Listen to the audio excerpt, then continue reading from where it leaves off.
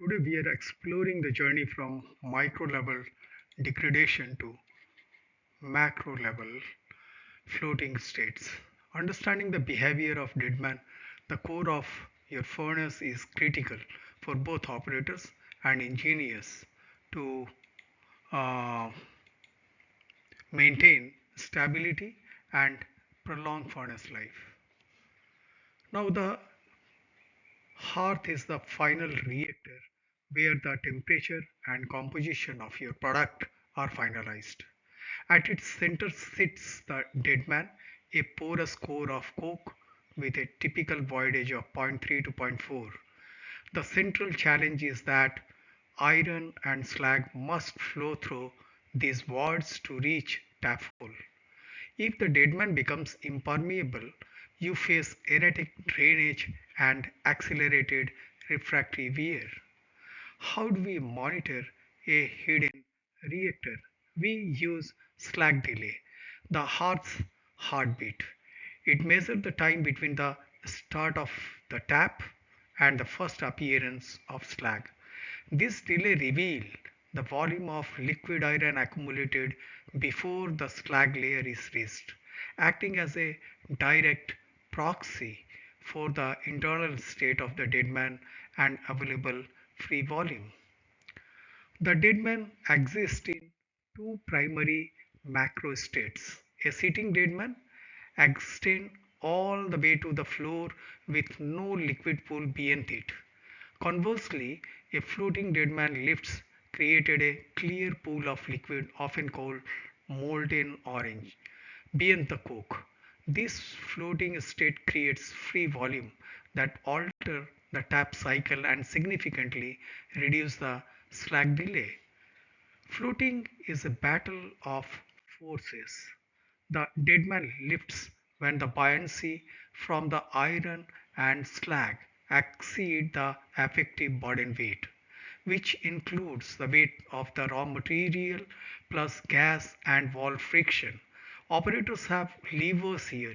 A high gas pressure drop increases lift, promoting floating, while a heavier, denser burden promote seating. Consider this case study from furnace B on day 1. The slack delay was short 13.7 minutes, indicating a floating state with a liquid void beyond the deadman. By day 2, the delay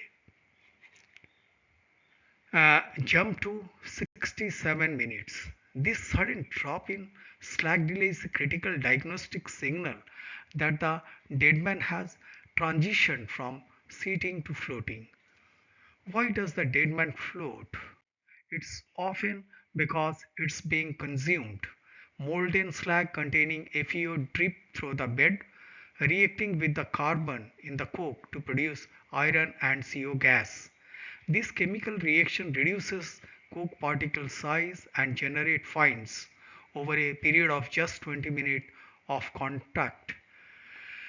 These degraded fines, particles smaller than 10 mm, create a massive problem, while the original Coke matrix has high permeability. These fines accumulated in the voids to create an impermeable viscous paste. This paste forces liquids to flow around deadman or more dangerously provide the surface area for buoyancy to lift the entire core. The problem is compounded by chemical enrichment.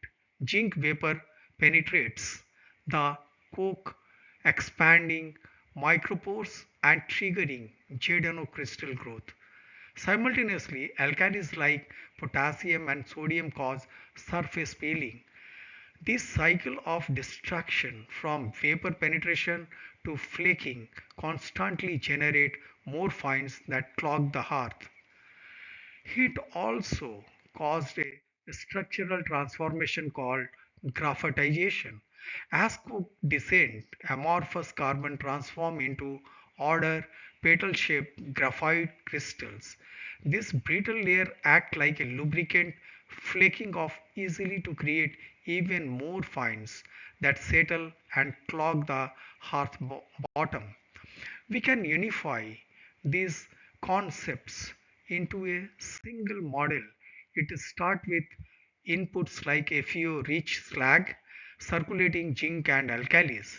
This leads to micromechanisms like graphitization and surface peeling, which result in the local effect of clogged voids. The macro response is a buoyancy surge that lifts the deadman signaled by a drop in slag delay. Operators can use this logic tree to assess the hearth state. A floating deadman is identified by high hearth volume combined with a short slag delay under 20 minutes. A sitting or skull deadman shows low volume and long delay over 60 minutes. Anything erratic indicate an unstable transition. Managing the state requires three main levers. Burden control involves adjusting density. A heavier burden settles the deadman. The gas pressure can be reduced to settle a floating core. Finally, your tapping strategy must change. If floating, avoid completely emptying the hearth to protect the refractory from elephant footwear. For daily operation, monitor moving averages of slag delay rather than single taps. Correlate these trends with thermocouple data to infer the hearth profile and track zinc and alkali loads to predict future degradation and short delay episodes. The hearth may be hidden, but it's not unknowable.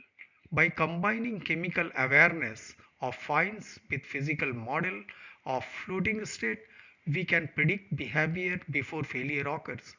Always treat slag delay as your primary diagnostic tool.